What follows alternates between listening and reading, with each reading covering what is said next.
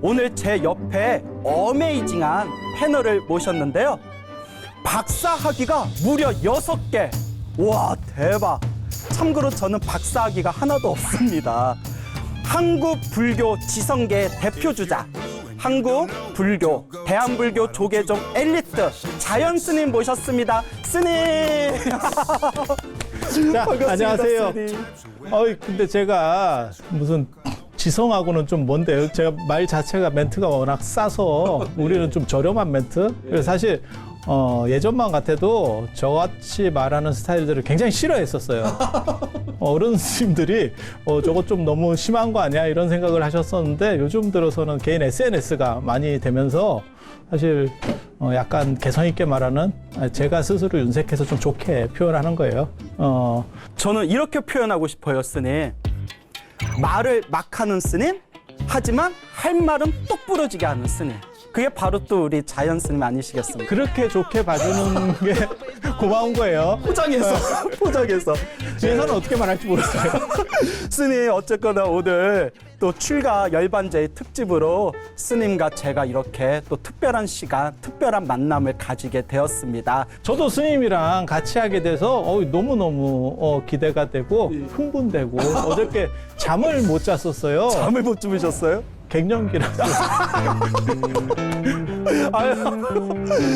아직도 뭐 저기 한창이실 것 같은 느낌이 드는데 벌써 갱년기시면 어떡해요? 이게 절이라서 그래요. 자, 스님, 이제 우리가 출가제의를 맞이해서 또 이제 우리가 재미난 이야기, 또 이제 의미 있는 이야기 나눠볼 텐데요. 우리 불교의 4대 명절이라고 있잖아요, 스님. 그래서 4대 명절하면 부처님 오신 날, 그리고 출가하신 날, 그리고 깨달음을 얻으신 성도하신 날, 그 다음에 이제 열반하신 열반제일이 있는데요. 특별히 부처님께서 이 출가하신 의미에 대해서 우리가 생각해 본다면 이 부처님 출가의 진정한 의미가 어디에 있을까요? 개인적으로 사실 출가를 우리 같은 경우는 자꾸 출가라고 번역을 하니까 그렇지만 사실 서양에서는 위대한 포기 이렇게 하는 거고 어떻게 보면 자유를 찾아서 그리고 오늘날 시점에서는 가장 이 출가라고 하는 단어가 멋있는 단어가 아닌가 싶어요. 그래서 구속을 벗어난 자유, 그런 정도를 생각하게 되고 또 뭐가 있냐면 요즘 그 어른들이 보는 프로 중에 나는 자연인이다 뭐 이런. 나는 자연인이다. 저희 아버지가 좋아서요.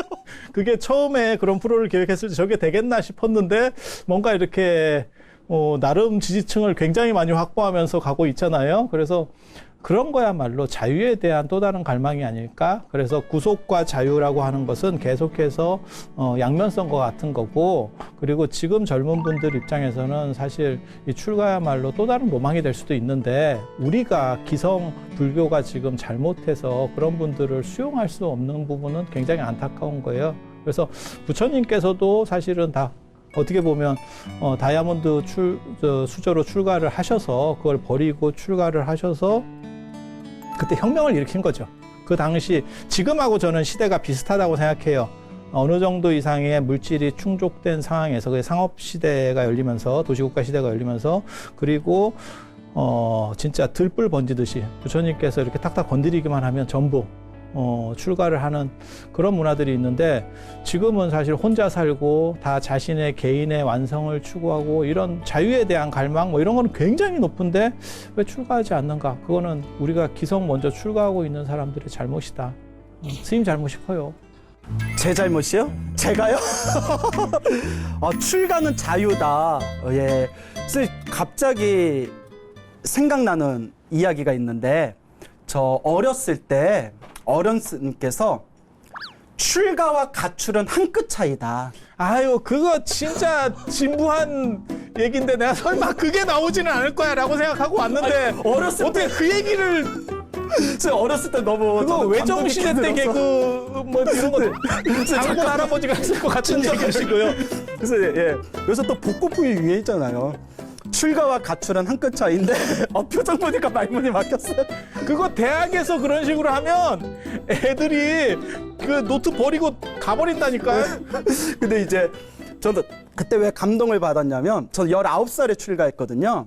근데 일찍 출가하셨고. 일찍 출가했죠. 뭐 그래서 만약에 수행을 하고 공부를 열심히 한다면 그것은 출가지만 그냥 머리를 깎고 승복을 입어도 그냥 놀고 먹고 시간을 헛되이 보낸다면 그건 그냥 가출이다. 어렸을 때는 그 말씀이 굉장히 마음에 이렇게 새겨지더라고요, 스님. 그래서 지금 스님이 굉장히 열심히 잘 하셔서 지금 자리에 오르신 것 같아요. 아, 그렇습니까, 네. 스님? 아, 그게 또 이렇게 덕담을 해주시고. 저도 가끔 합니다. 예, 스님답지 않아요. 계속 독설로만 살 수는 없어요. 인생이 예. 너무 힘들어. 예. 자유를 위해서 출가했는데 머리를 깎고 승복을 입는 순간 너무나 구속이 많다. 너무나 지켜야 될 게 많고 너무나 울타리가 많다. 예를 들어 계율 같은 부분 있지 않습니까? 예, 그런 부분에 대해서는 어떻게 생각되세요? 개인적으로는 사실 불교가 조선시대를 거치면서 유교적으로 그러니까는 영향을 받은 부분들이 이 경직이 너무 심한 것 같아요. 저도 이렇게 절에서 살아보면 아랫사람들에게 뭐랄까 이렇게 구속되는 부분들이 너무 심해서 지금 젊은 사람들이 들어왔을 때 거기에서 개입을 엄청나게 크게 느끼죠. 그래서 자꾸 뭐 빠질까를 생각하고 뭘 어떻게 해야 된다, 뭘 해야 된다 이런 식의 주장들이 많은 것 군대죠. 네. 그래서 우리가 흔히 군대의 군기하고 절직 군기가 서로 좀 비슷하다, 흡사하다 이런 얘기도 하지 않습니까? 그래서 저 같은 경우가 맨 처음에 출가할 때 저희 도반들이 제가 속퇴하기가 제일 좋은 1순위로 꼽은 게 저예요. 아, 속퇴, 환숙이요. 이게 딱 봤을 때 그런 느낌이래요. 굉장히 자유분방하셨나 봐요. 네, 저 뭐 어떻게 될 것 같지 않은데? 라고 했는데 더 웃긴 얘기를 해드리면 저 빼고 다 빠졌어요. 그래서 저희 기수가 없어요. 기수가 뭔지 아시죠? 스님만 끝까지 남으신 거예요? 저희 쪽에 한 몇 명 없습니다. 저희 되게 많았었거든요. 저희 세대만 하더라도 출가할 때 되게 많았던 시절이거든요. 근데 거의 다 전멸했습니다. 그렇게 말한 사람이 다 갔어. 그래서 이게 좀 재밌는 문화인데, 저는 구속하지 않는 집단, 그리고 인도 불교 같은 경우는 사실 좋으면 그냥 출가하고, 그 다음에 속태도 자유로웠었어요. 그렇죠. 환속도 자유롭고. 예. 그래서 어떤 분이 그렇게 얘기하더라고요. 뭐 속퇴할 때는 다 보고하고 하는 겁니까? 근데 율장에 보면 내가 내 마음에서 내가 물러나겠다라고만 하면 그게 속퇴가 가능해요. 그게 환계가 그러니까 당신 은사 스님한테 보고할 필요도 없는 걸로 조항이 되어 있어요. 그래서 그만큼 강력했다는 거를 반증하는 거거든요. 나가는 걸 자유로 놔도 너네는 안 나가. 자신이 있다. 예. 예. 그래서 그런 역할들을 사실 스님 같은 분이 좀 넓게 이렇게 펼쳐줄 수 있으면 그러면 출가하시는 분들이 좀 더 많지 않을까? 제가요? 그럼 누가 하겠어? 스님 책임이라니까. 이게 지금 예. 사람들이 출가하지 않는 게 다 스님 책임이에요. 네, 우리 조계종에 출가하지 않는 이유가 제 책임이었군요. 예, 제가 더 반성하고 노력하겠습니다. 참여해야 돼. 예. 글쎄, 출가 얘기가 나와서 이제 좀 가벼운 이야기를 조금 하자면 스님은 어떻게 이 출가 인연이 되셨는지 많은 불자님들도 궁금해하실 것 같아요. 이런 것도 굉장히 진부한 질문인데. 그래서 우리 흔히 그런 이야기 있지 않습니까? 절집에서 물어보면 안 되는, 스님께 물어보면 안 되는 거 3가지. 고향, 나이, 출가한 이유. 예, 그런데 오늘 스님께 금기를 깨고 스님 왜 출가하셨습니까? 라고 한다면? 제가 대학원 다닐 때 그때 김용표 선생님 김용표 조용기 선생님 수업이었나? 제가 정확하게 기억은 안 나는데 그 동대에서 그 수업을 듣는데 이제 스님들은 왜 출가했는지 부처님 오신 날 특집 수업하기 싫으니까 그랬던 것 같아. 그 영감님들 다 그렇거든. 이렇게 얘기해서 좀 그런데 우리 선배인데 그래서 이제 얘기를 했는데 딴 사람들은 다 대단한 의의를 갖고 출가를 했더라고. 나 깜짝 놀랐어요. 개인적으로 제가 모든 중생 제도하리라. 본사 교무를 하면서 왜 출가했는지를 다 이유를 들어보는데 그런 사람이 없거든. 근데 거기서는 막 무진장 대단한 발심 출가자들이 막 이렇게 운집해 있더라고. 거기만 그런 것 같아. 그래서 저한테 물어보길래 제가 뭐라고 얘기했냐면 저는 그냥 취미로요? 그 얘기 해가지고 장래가 얼마나 쎄해졌냐면 출가를 왜 했습니까? 취미로. 분위기가 막 급냉하는데 분위기 좋았는데 급냉하는데 그때 그 뒤로 제가 무슨 얘기까지 들었냐면 학생들한테 스님만 아니었으면 한 대 줘 박았다. 그 얘기까지 들었는데 그때 선생님이 너무 당황을 하셔가지고 저한테 왜 그렇게 대답했는지를 안 물어보는 거예요. 근데 물어봤으면 제가 사실은 그 얘기를 하고 싶었어요. 취미는 진짜 자기가 좋아서 하는 거고 그 다음에 직업이라든지 뭐 이런 것들은 사실은 선택적으로 하는 거기 때문에 취미가 미쳐서 하는 거거든요. 그러니까 취미와 직업의 차이를 얘기할 때 직업이라고 하는 거는 돈을 벌기 위해서 하기 싫은 일을 하는 거고 취미는 지 돈이 들어가도 지가 미쳐서 자기가 좋아서 하는 거예요. 그래서 그 조건만 계속 유지할 수 있으면 가장 강력한 게 어떻게 보면 취미 출가. 나 그 얘기를 해주고 싶었어요. 그래서 저는 지금은 그렇게까지는 안 하는데, 언제나 되돌아갈 수 있다. 그런 정신으로 절에서 살아요. 그리고 제가 월정사에 사는데 개인적으로는 불과 몇 년 전까지만 해도 제 앞에 빈 박스를 많이 갖다 놨습니다. 제 방 앞에. 언제든지 짐 싸게요? 빠질 수 있다. 나 빠진다. 근데 하루는 진짜 재밌는 일이 있었어요. 하루는 저는 운전면허가 없기 때문에 이 택배로 싸야 된다라는 일반 스님들이 운전면허가 있고 차가 있는 스님은 차에다 막바로 싣기 때문에 별게 없는데 우리 같은 경우는 면허가 없으니까 박스가 이게 필요해요. 택배 보내야 되죠. 네, 이제 한꺼번에 싸야 되니까. 그래서 그 박스를 이렇게 준비를 해놨는데 하루는 누가 박스를 훔쳐갔어요. 내가 공양간에서 좋은 박스를 이렇게 하나씩 갖다 놨는데 튼튼한 놈으로 모아놨는데. 백박스 이런 거 내가 좋은 거 갖다 놨는데 그래서 보니까 옆방 스님이 같더라고요. 스님께서 혹시 가셨습니까? 제가 월정사에서 제일 오래 사는 사람 중에 한 명이에요. 지금 십몇 년째. 그러니까 저는 출가할 때도 그렇고 지금도 그렇고 아무튼 버티는 힘은 대단한 거예요. 이야. 저도 왜 출가했냐라는 이야기를 많이 듣거든요. 제가 물어봐 줘야 되는데 안 물어보니까 혼자 말을 해놓고 이제 자문자답으로 한다, 그죠? 네, 저도 어떻게든 살아남아야죠. 그래서 저는 출가한 이유가 원래 중고등학교 때 노장 사상을 좋아했어요. 스님도 사면에 관심이 많다 하셨잖아요. 제가 스님에 대해서 굉장히 관심 많습니다. 그래서 삼현학 해가지고 이제 노자, 장자, 주역. 그래서 저도 노장 사상을 굉장히 좋아했는데 원래 철학자가 꿈이었어요. 아마 지금 좀 굶어 죽었을지도 모르죠. 자, 그래서 철학 공부, 특히 동양 철학을 좋아하라 했는데 그때 제 속가 아버지가 스님이시거든요. 네, 저 낳고 출가하셨어요. 그래서 이제 아버지 영향 때문에 불교와 굉장히 친숙했고 그런 과정에서 불교 서적을 보게 되었는데 제가 완전히 충격을 받았어요. 고등학교 때. 그 전에는 뭐 금강경 봐도 맨날 수보리 하이고 무슨 뜻인지 하나도 모르겠는데 이제 점점 좋은 불교 서적들이 쏟아져 나오면서 자연스럽게 특히 달마 선종이 있지 않습니까? 직지인신 경성성벌. 마음만 깨치면 부처가 된다. 거기에 제가 몽땅 그냥 온 몸과 온 마음이 완전히 몰입이 돼가지고 내가 머리 깎고 이 길에 가야겠다.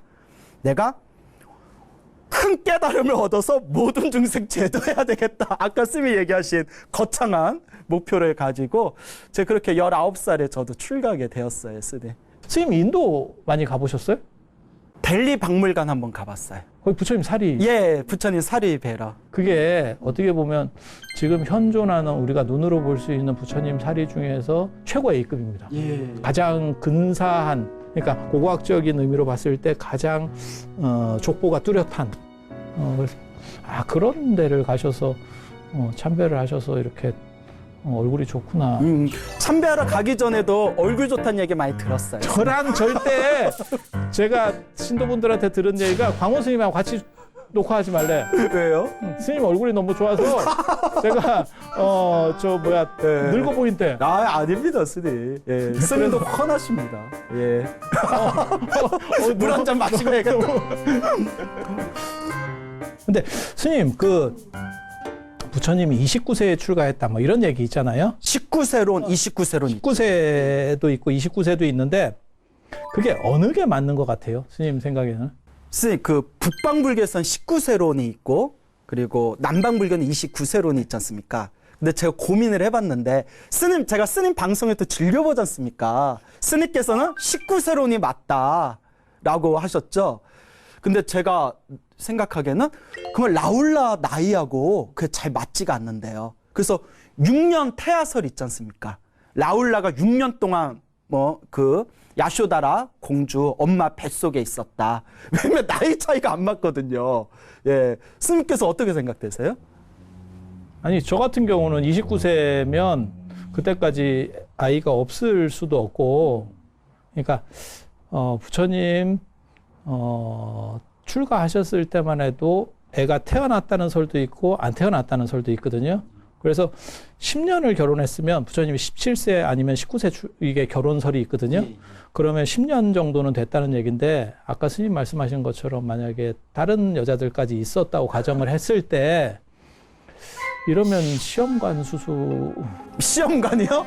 너무 이렇게 가야 되는 상황인데 10년 동안 지금 아이가 없는 거거든요. 예. 그래서 이게 정상적으로 가능할까에 대한 생각을 하는 거고, 그래서 19세가 오히려 타당한 게 아닌가. 그리고 29세면 지금 29세가 아니에요. 그때는 29세면 중년이에요. 지금으로 말하면 40대 중반 정도 아니면 50 정도에 해당하는 나이라고 보시면 돼요. 이렇게 되면 활력도 없고 에너지가 떨어져서, 저도 지금 이제 이렇게 상태가 좀 메롱이 되니까 뭘 잘 못하겠어요. 예. 근데 뭔가 투쟁적이고 새로운 거를 개척하는 입장에서 과연 그게 가능할까에 대한 생각들을 하는 거예요.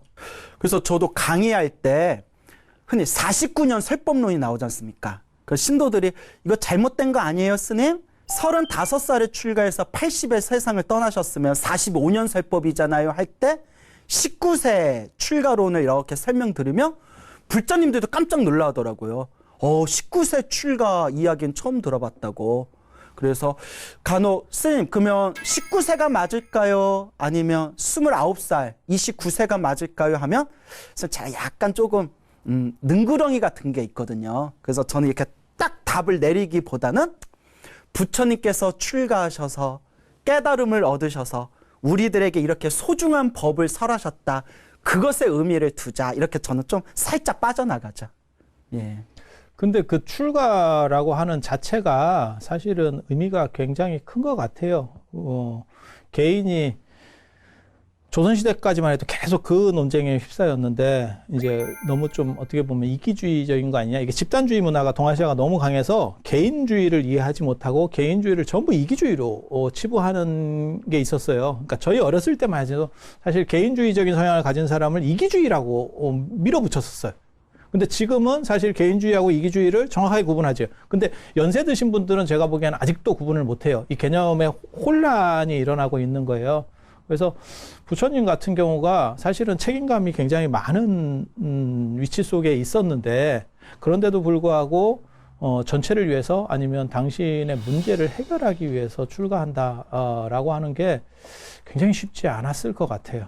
그러면 스님 분명히 출가는 큰 의미가 있다 말씀하셨지 않습니까? 그리고 현대인들에게 출가의 의미가 무엇일까요? 라고 여쭤봤을 때 자유다. 그리고 내 스스로 선택할 수 있는 여지가 많고, 또 이런 말 하지 말아라 하셨지만 공부하고 싶으면 출가하는 게 굉장히 장점이 될 수 있다라고 하셨는데, 그러면 스님 좀 진지한 부분을 하나 짚어보자면, 요새 우리 한국 불교에서 출가자가 급속도로 줄어들고 있지 않습니까? 사실 뭐 출산율도 다 저하되고 있고, 또 출산율 저하되는데 우리들이 또 한몫하고 있지 않습니까, 스님? 이 좋은 유전자를 지금 남기질 못하고 있지 않습니까? 그런데 과연 좋을까요? 도움을 주는 것도 수 있어요. 아, 이거는 단종되는 게 맞다. 이 모델은 단종 정도가 맞다. 약간 사회 부적응? 그래서 한국 불교에서 출가자가 줄어들고 있는데, 또 스님께서 이미 오래전에 출가자가 줄어드는 부분, 행자들이 줄어들고 있는 부분에 대해서 성견지명을 가지시고 논문까지 쓰신 또 이력이 있으시지 않습니까? 어떻게 그런 걸 다 제가 스님 팬이라니까요, 스님. 저 광우입니다. 스님, 그러면 출가자가 줄어들고 있는 한국 불교에 있어서 스님께서 좀 한마디 간략하게 해주신다면 저 어떤 말씀을 좀 하시고 싶으신지요? 제가 스님들을 저는 개인적으로 교육을 이렇게 하는 입장이잖아요. 근데 제가 늘상 말씀드리는 게 있어요. 그 교육받는 스님들한테 출가는 낭만이다. 낭만. 낭만과 멋. 그래서 해남 미왕사에서도 했었고 얼정사에서 했었는데 청년 출가 같은 것들을 했었거든요. 그런데 사람들이 그때는 상당히 호응이 좋았었어요. 왜냐하면 지금 출가도 만만치 않다라고 사람들이 생각하지만 직장을 가지는 것도 만만치 않아요. 그래서 그때 오는 사람들이 대부분 뭐였냐면 대학을 졸업하고 뭐 취준생 아니면 공시생 뭐 이런 애들이었었거든요. 선생님 되려다가 한 두어 번 떨어지고 이렇게 가야 되나 계속해 이게 내 길인가 너무 아닌가 직설적인 게 아니에요. 뭐 이런 애들이 다 모여가지고 시험 떨어진 애들. 그러니까 맙소사. 한두 번 떨어지니까 네. 계속 해야 되나? 안 그러면 방향을 바꿔야 되나? 이게 고민들이 굉장히 많더라고요. 그러니까 그래서 그런 분들이 사실은 선호도가 굉장히 있어요. 그래서 절에서 뭔가를 좀 풀어줄 수도 있고 그렇게 접근을 하면 좋은데 지금은 이게 단절이 돼서 그러니까 우리가 절 안에 있는 사람 입장에서는 사실 어떻게 하면 돼라고 하지만 그게 외부로 잘 전달이 안 되는 거예요. 그래서 쓸데없는 포스터나 이렇게 쓸데없는이라고 얘기하면 안 되는데 포스터나 붙여가지고 저 출가는 행복입니다 뭐 이런 거 이 정도 갖고 절대 먹힐 수가 없어요. 그래서 좀 더 끊임없이 새로운 시스템을 계속 구성을 체험할 해야 수 있는 되는. 것들을 그리고 젊은 분들이 볼 수 있는 어떤 구조들을 만들어내야 된다고 생각해요. 그래서 이게 BTN하고도 사실 관계가 있다라고 생각해요. 그래서 BTN 유튜브나 이런 것도 젊은 유튜브를 좀 만들었으면 좋겠어요. 네. 이게 유튜브가 스님도 유튜브를 하시지만 유튜브가 유튜브 인공지능이 어떻게 보면 살아있는 신인데 걔가 무슨 판단을 하냐면 이건 젊은 사람들 용이야. 이거는 연세 드신 분들 용이야. 이래가지고 아예 나눠버려요. 그래서 지금 있는 데다가 젊은 걸 올리면 되는 거 아닙니까? 절대 안 됩니다. 그래서 채널 자체를 분리시켜서 무언가를 그러니까 포괄하는 관점에서 노력하지 않으면 사실은 굉장히 힘들어요. 근데 무슨 생각을 하냐면 조선시대 때 생각해보면 삥을 뜯겨가면서 정부에 계속 삥 뜯기면서 이 절들을 다 유지한 거예요. 예. 뜯겨가면서. 제 아는 스님이 뭐라고 얘기했냐면 남한산성과 북한산성 경복궁이 불교문화재래. 그래서 난 맨 처음에 무슨 스님들이 끌려가가지고 부역을 했으니까. 무슨 얘기인지 못 알아들었는데 다 그게 스님들이 만들었대요. 임진왜란 때 실컷 승병들이 스님들이 지켜냈는데 전쟁 끝나고 나서 무너진 산성을 다 또 보수를 시켰다는 기록이 있다면서요. 예. 그렇게 하면서도 지금 사실은 문화재급 사찰들은 전부 그때 다 완성한 거잖아요. 그래서 그렇게 생각하면 우리가 조선시대보다 지금 현실이 훨씬 나아졌는데 왜 이 정도밖에 못하느냐에 대해서는 진짜 비판적인 시각들이 더 날선 비판이 있어야 돼요. 자기 비판이 없으면 이게 가능성이 없다라고 생각을 합니다. 그리고 비판할 수 있는 게 마지막 그나마 여지가 있는 거예요. 그 다음에는 제가 늘상 하는 얘기 있어요. 목마른 놈이 우물 판다 이러는데 목마를 때 우물 파면 더 빨리 죽어요. 더 빨리 탈진되는. 더 빨리 죽어. 이렇게 힘있게 비판할 수 있을 때가 지금 맞아요. 바뀔 수 있을 때다. 맞습니다. 예. 그래서 비판조차 사라질 때 그때가 우리가 무너지는 때네요. 지금 어떻게 보면 저희 때만 하더라도 비판들이 좀 많았었고 지금은 아예 이런 부분들에 대해서 이렇게 움직임 자체가 너무 좀 둔화되고 있는 것 같아요. 그래서 약간 슬프긴 한데 부처님의 출가 정신, 그 창도 정신이라고 하는 것들을 생각할 수 있다면 더 노력해야 되는 시점이 아닌가 라는 끊임없이 생각을 해요. 고민하고 끊임없이 노력해야 된다. 예. 저 같은 경우에는 이제 19살에 출가할 때 이제 제 개인적인 이야기를 해보자면 아버지께서 또 많이 권유해 주셨어요. 당신이 스님이니까 너무 좋은 거예요. 그리고 이게 우스갯소리로 저희 아버지 스님이 저 외아들인데 저 하나 달랑 남겨놨을 거 얼마나 신경이 쓰이셨겠어요. 그래서 이거 얘기해도 되나? 사주팔자 잘 보는 스님한테 제 사주를 물어보면 출가하면 큰 스님이 될 거다. 그 얘기에 꽂히셔가지고 이제 뭐 큰 스님이 될런지는 모르겠죠. 배가 커서 큰 스님인지는 모르겠어요. 아시타선인이 있었네. 아시타선인이 예. 있었어. 그래서 출가를 많이 권유를 하셨는데 제가 이렇게 출가 생활을 하고 몇 년이 지난 뒤에 우리 아버지 스님께 스님, 항상 스님이라고 부르거든요. 네, 스님. 그러면서 제가 아버지, 저 출가시켜줘서 너무 감사드립니다 했더니 눈물이 핑 도시더라고요. 마음 한구석에는 어린 놈, 젊은 놈, 내가 내가 막 억지로 출가의 길로 내가 밀어넣은 건 아닐까라는 약간의 그런 어떤 마음이 있으셨는데 그게 이제 완전히 녹아 사라지면서 아버지 출가시켜 주셔서 감사합니다라는 말이 그렇게 아버지께서 감격에 벅차하시더라고요. 이 세상에 극락과 천당이 있다면 저는 절이라고 생각하는 사람입니다. 절이 아니, 극락이고 실제로 실제로 아니 이거는 방송용 멘트가 아니고요. 저는 그렇게 편하게 살았어요. 예. 저는 편하게 살았어요. 근데 스님 자꾸 그런 얘기 하시면 누가 우리 방송 보고 출가했는데 몇 년 후에 전화 와가지고 쓴들 말만 믿고 출가했는데 나는 왜 이렇게 힘드냐고 하면 이거 뭐라고 하실 겁니까? 괜찮아요. 우리 딴 점으로 옮기면 돼요. 왜 그 보험 같은 경우가 그렇대잖아요. 중고차는 이렇게 샀을 때 뭐 문제가 생기면 바로 연락이 오는데 보험은 한 10년, 20년 뒤에 연락이 오기 때문에 이게 잘 전화를 하면 전화번호가 바뀌어 있대. 없는 번호입니다. 뭐 이렇게 우리도 이제 옮겨 다녀야지. 이거 제가 또 포장해야 되니까요. 여러분, 출가하면 자유롭고 너무나 좋지만 출가한 뒤의 삶도 결국은 나의 책임과 나의 선택이다라는 것을 꼭 명심하시길 바랍니다. 여러분, 부처님 가르침이 좋으신 많은 분들, 많은 젊은 분들 꼭 출가하시기 바랍니다. 고맙습니다. 자, 여기서 이제 포장을 끝내죠, 스님. 스님, 우리 한국 불교는 음력 2월 8일이 또 출가제일이지 않습니까? 근데 공교롭게도 부처님께서 80살에 열반에 드시는데 정말 공교롭게도 또 음력 2월 15일이 또 열반제일입니다. 그래서 출가제일에서 열반제일까지 그 날짜가 묘하게도 이제 7일에 일주일이라는 그 7일에 그런 날짜의 주간으로 이루어져 있는데 그 주간에 우리 불자님들이 굉장히 많은 의미를 부여하지 않습니까?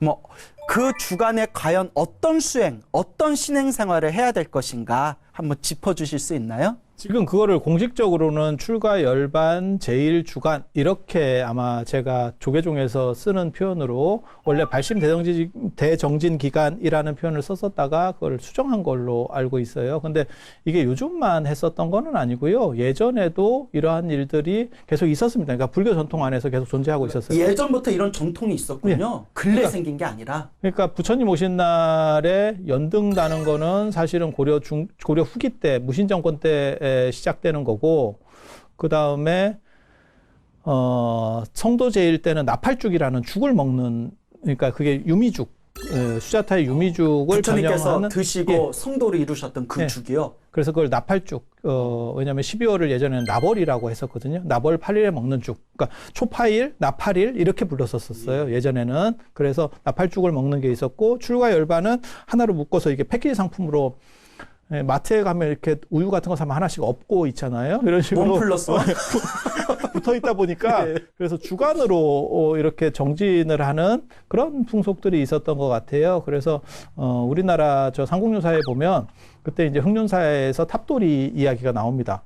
김연 감호조에 나오는데 그거 진짜 진기한 이야기예요. 탑돌이를 하다가 눈 맞는 이야기. 아니 부처님들에서 탑돌이 하다 눈이 맞다고요? 흥미진진한데요? 그 흥룡사에서 그런 식으로 근데 또 하필 눈이 맞았는데 그게 호랑이가 변신. 아, 저 그 얘기 어디서 들어본 것 같아요. 예. 그래서 남편을 위해서 스스로 희생하죠. 맞아요. 호랑이 부인이. 아, 애절합니다. 그러니까 얼마나 그게 웃기냐면 웃긴 얘기인가요? 선생님 저 가슴 아프게 들었는데. 아, 그래요?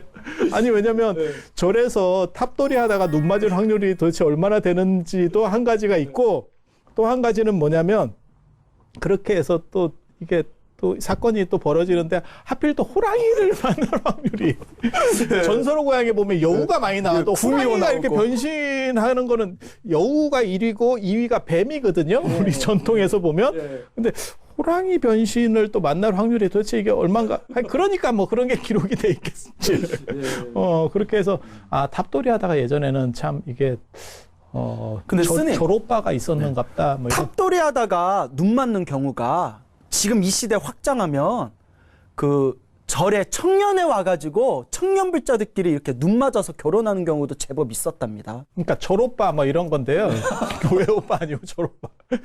근데 이게 확률적으로 상당히 낮은데 근데 예전에는 어땠었냐면 절이 도심 안에 있어서 가능한 거예요. 왜냐하면 탑돌이가 보통 야간 행사거든요. 해 떨어지고 난 뒤에 등을 다지고 돌아야 되니까 지금 산사 같은 경우에는 탑돌이 전통이 끊기는 게 그게 일반인들이 들어올 수가 없어요. 들어왔다가 나간다는 게 쉽지가 않거든요. 그래서 흑륜사 같은 경우도 그게 도심사찰, 청교님 흑륜사가 도심사찰이라서 그게 가능했었던 것 같다. 그리고 그거를 원래 이름은 복회라고 해가지고 복을 모은다. 공덕 마일리지를 복을 모은다. 네, 뺑뺑이 돌리면서 계속 마일리지를 땡기어서 잭팟을 만들겠다. 그리고 그 김현이 그렇게 해서 잭팟을 터트려서 호랑이를 잡고 결국은 벼슬을 살더라. 근데 스님 대화 나누면서 느끼는 게 스님이 저보다 더 신세대 같으세요. 말투가 참 저렴하지. 아니요, 예.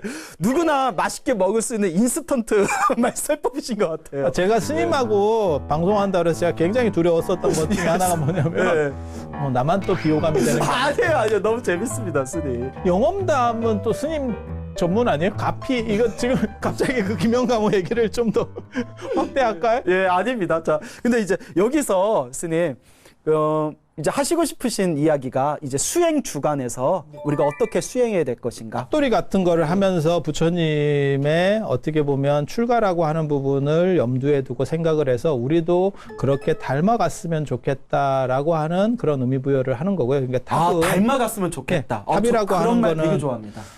부처님을 상징하는 그런 상징물이었기 때문에 그리고 흑륜사라고 하는 절은 그게 이제 불교 최초의 신라 시대 불교의 최초의 절이잖아요. 그 2차도 흑룡사가 지금 어디에 있습니까, 스님? 지금 이제 경주 톨게이트 나가면 거기를 흑륜사라고 하는데 거기는 사실 서방에 있는 거네, 그러면? 아니 그쪽에 절이 있긴 있어요. 근데 그 절은 사실은 영묘사로 추정을 하고 있고 지금은 경주 공고짜리를 흑륜사로 그렇게 경주 추정을 공고요? 하고 있습니다. 이야. 네, 그래서 저 같은 경우는 어떻게 그런 걸 다 알고 계세요? 저 답사 답사 전문, 예, 사찰 문화 전문. 예. 네, 그래서 쏘댕기기 우리 싸돌아다니다고 쏘댕기기 그래서 저 같은 경우에는 불자님들께 항상 이제 염불을 많이 하라라는 권유를 하거든요. 저도 염불을 많이 해라. 아까 스님이 하신 말씀 중에 너무 제가 좋아하는 이제 이야기가 부처님 닮아가게. 사실 우리가 본래 부처고 요 마음만 깨치면 부처지만 사실 머리로는 내가 부처인 걸 알아도 몸과 마음으로는 그게 잘 우리가 이렇게 실천하기가 힘들지 않습니까? 그래서 저는 불자님들에게 어떤 표현을 쓰냐면 우리가 본래 부처인 건 맞지만 현실적으로는 우리는 탐욕과 성냄과 어리석음에 지금 젖어 있다, 물들어 있다. 그래서 꾸준히 닦아가면서 부처님을 닮아가는 걸음 속에 있다라는 이야기를 자주 합니다. 그러니까 탑돌이도 부처님 닮아가기, 그리고 한마디 한 구절 염불도 부처님 닮아가기, 그리고 부처님께 절을 올리는 것도 부처님 닮아가기, 예, 라는 의미가 아닐까 생각이 듭니다. 그리고 스님께서 이렇게 쏘댕기기 모임을 가지시면서 부처님 좋은 절터를 다니시는 것도 부처님의 그 향기와 기운을 느껴가는 부처님 닮아가기 한 과정 아니겠습니까? 제가 마일리지가 좀 부족해요. 스님 돈 많으신데요. 그거를 아니 좀 해보니까 예. 몸이 느껴요. 몸이요? 네, 뭔가가 달라지고 있어요. 예. 저 그 말씀은 몸이 실제로 해보니까 내 몸에 복의 마일리지, 선업의 마일리지가 쌓이는 게 실제로 느껴진다는 거죠, 피부로. 이런 거 불자님들이 이런 이야기 되게 좋아해요. 개인적으로 저는 제가 늘상 얘기하는 거지만 제가 사는 절이 아닌 모든 절의 복전함에 저는 이 복전함에 진짜 놓습니다. 놓고 그리고 그런 행동들을 많이 한 뒤로 약간씩 삶이 바뀌었다는, 그러니까 저만 느끼는 거예요. 그랬던 것 같아요. 저도 너무 동감하는 게 저는 스님들한테 밥을 많이 샀거든요. 스님들한테 밥을 많이 샀는데 몇 년 지나면서 살의 과부가 온 것 같아요. 살이 쪄가지고 옷이 안 맞아요. 근데 스님 아까 복전함 얘기하셨지 않습니까? 저도 어디 사찰 갈 때마다 꼭 복전을 올리는데 그래서 저도 이렇게 복을 많이 받은 걸까요? 아니 본인이 본인이 약간 부족하다 이러면 제가 채워주겠는데 내가 그래서 많이 받았나? 이렇게 해서 단정적으로 하면 나 눈물 나. 맞장구 쳐봐 뭐 이런 의미인데. 근데 스님이 맞장구 쳐주셔야 돼요. 하여튼 이거 자, 불자 여러분, 자연 스님께서도 그리고 요 앞에 있는 저 광우도 어디 성지순례 갈 때마다 부처님 전에 복점을 정성스럽게 복전을 올렸더니 복을 많이 받았다라는 걸 명심하시기 바랍니다. 포장 잘 됐죠? 예. 그리고 중국 같은 경우는 무에다반이라고 그래서 이 기간 동안 그러니까 출가에서 열반까지 이르는 이 8일 동안 무에다반이라고 하는 어떻게 보면 무차 공양, 그러니까 무료급식 요즘으로 말하면 가난한 무차 공양. 사람들에게 차별 없이 공양 그렇죠, 올리는 거. 그렇죠. 예.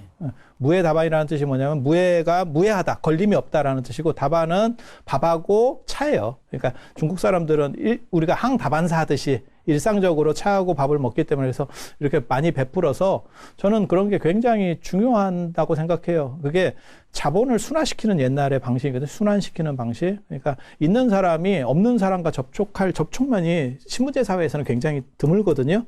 그런데 불교를 통해서 그 사람들이 기부를 하는 거고 절에서 그걸 가지고 가난한 사람들에게 재분배를 해주는 거죠. 그래서 그런 정신들을 가져가면서 제가 요즘 들어서 그런 많은 생각들을 하는 게 뭐냐면 사실은 부처님이 그런 말씀을 하셨거든요. 죽을 때 네가 가지고 갈 수 있는 게 진정 네 거다. 그러니까 돈이나 명예나 이런 것도 가족도 다 중요한데 그게 중요하지 않다라고 하는 얘기 아니에요. 근데 죽을 때 가져갈 수 있는 그렇죠. 그게 이제 어떻게 보면 선업, 업이지 않습니까? 복이죠. 예. 자기 복으로. 그래서 가족이나 뭐 명예나 이런 것도 다 신경을 써야 되는데 저는 개인적으로 경제나 이런 쪽에도 관심이 많거든요. 그래서 그렇게 보면 뭐가 있냐면 언제나 경제하는 사람들이 하는 얘기가 전 세상 변화에 관심이 있어서 그래요. 그래서 유가나 주가나 금값이나 달러 변동이나 이런 것들을 계속 이렇게 확인하는 버릇이 있는데 어디에 좀 집어 넣으셨습니까? 저희 아버지가 사실 사업가라서 제가 아버지가 경영가셨. 사업 쪽 이게 피가 좀 있어요. 우리는. 그래서 제가 만약에 출가 안 했으면 저는 펀드 매니저를 했을 거다. 이런 이상하게 어울린다. 네. 이상하게 어울린다고 하지 말고 그냥 어울린다고. 이상하게 방점을 넣으니까 사람이 굉장히 좀 출가자가 더 어울리시고 출가자 아니라고 하더라도 스님이 아니라고 하더라도 이제 어울릴 수 있겠다라는 그런 표현이었습니다. 이 세상이 어떻게 돌아갈 것이냐를 이해하는 데 있어서 굉장히 중요한데요. 세상의 흐름. 예. 예. 왜냐하면 그러야만 그런 걸 인지해야만 거기에 맞는 이야기들을 해줄 수 있다라고 생각을 해서 그래요. 그런데 그거를 보면 언제나 자산의 분배라는 걸 얘기해요. 경제하는 사람들은. 그러니까 한쪽에 몰아넣지 말고 어느 정도 적정선을 분배해라. 그래서 현세적인 부분에 대해서도 당연히 집중을 해야 되고 그 부분에 많은 부분을 투자하지만 단 연세가 드시면 더 이상 당신이 살 날은 얼마 안 남았고 이걸 즐길 수 있는 것들은 한계가 있거든요. 그러면 당신이 가지고 갈 수 있는 부분들도 충분히 준비해야 되고 그런 부분에서 사실 불교가 굉장히 의미부여를 할 수 있다라는 생각을 해요. 그러니까 젊은 사람 포기도 당연히 중요하지만 연세 드신 분들이 지금 갑자기 지금 나이를 굉장히 오래 사는 시절이 됐어요. 그래서 지금 우리나라 평균이 84세인가 그러는데 조금만 더 있으면 이제 90세로 올라간다는 통계가 벌써 나왔거든요. 그래서 지금 살아계신 분들은 특별하지 않으면 거의 100까지 올라갑니다. 100세 수명 시대. 예, 세 단위까지 올라가는데 그러면 70 넘어서 그러니까 이제 내리막길이 30년이에요. 그래서 그 부분을 어떻게 설계할 거냐가 저는 그게 연불과 기도의 상당 부분이 있다라고 생각해요. 그 부분에서 자기가 중심을 잃어버리면 너무너무 어떻게 보면 독거노인 같이 진정한 노후 대책, 그렇죠. 정신적 노후 대책, 연불, 기도, 그 스님께서 말씀해 주신 공양 올리는 거. 아니, 그럼 저만 없어 보이잖아. 저만 너무 부처님께 불공 올리는 거. 속돼 보이잖아. 아니, 중요한 겁니다. 스님의 말씀을 들으니까 부처님께서 말씀하시기를 공양을 올리면 보시를 하면 반드시 복을 받는다. 근데 진정한 공양과 진정한 보시는 결국 이 마음의 간절함과 마음의 정성이다라는 그 말씀이 떠오릅니다, 스님.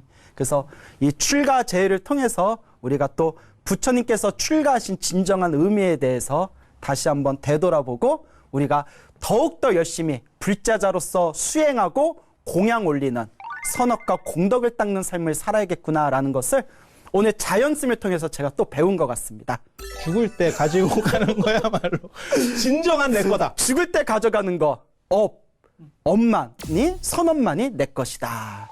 예, 여러분, 오늘 자연스님 모시고 출가제를 맞이해서 재미난 특집 방송 저희가 준비했는데 우리 시청자 여러분 재밌으셨습니까? 저는 너무 재밌어서 눈에서 지금 눈물이 맺힐 정도예요. 그래서 오늘 함께 해주신 자연스님 너무 감사드리고요. 저 또 앞으로도 더 좋은 기회, 더 좋은 인연으로 만나 뵈었으면 합니다, 스님. 개인적으로 사실 스님하고 이렇게 1대1로 얘기를 한 거는 처음인데요. 스님과 얘기를 하니까 너무 즐거운 시간이었고 다음에 또 재밌는 기회가 있으면 더 많이 이런 프로그램들을 만들어서 좀 더 젊은 사람들이나 안 그러면 기존 프로하고는 조금 다른 결의 그런 투교에 앞장설 수 있었으면 하는 마음을 가져봅니다. 예, 감사합니다. 오늘 감사드립니다.